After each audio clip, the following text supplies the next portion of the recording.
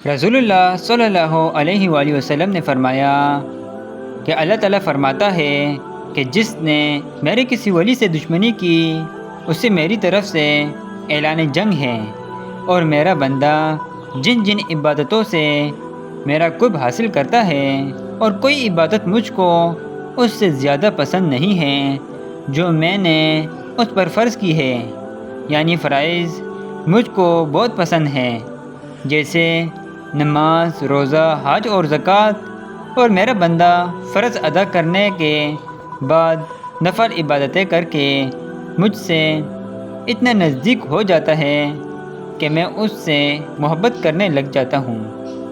پھر جب میں اس سے محبت کرنے لگ جاتا ہوں تو میں اس کی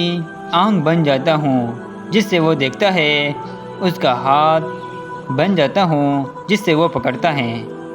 اس کا پاؤں بن جاتا ہوں جس سے وہ چلتا ہے، اور اگر وہ مجھ سے مانگتا ہے تو میں اسے دیتا ہوں۔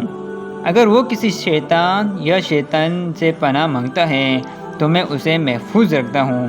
اور میں جو کام کرنا چاہتا ہوں اس میں مجھے اتنا تردد نہیں ہوتا جتنا کہ مجھے اپنے مومن بندے کی جان نکالنے میں ہوتا ہے، اور وہ تو قیامت کی بوجھ تکلیف جسمانی کی پسند نہیں کرتا، اور مجھ کو بھی اسے تکلیف دینا برا لگتا ہے۔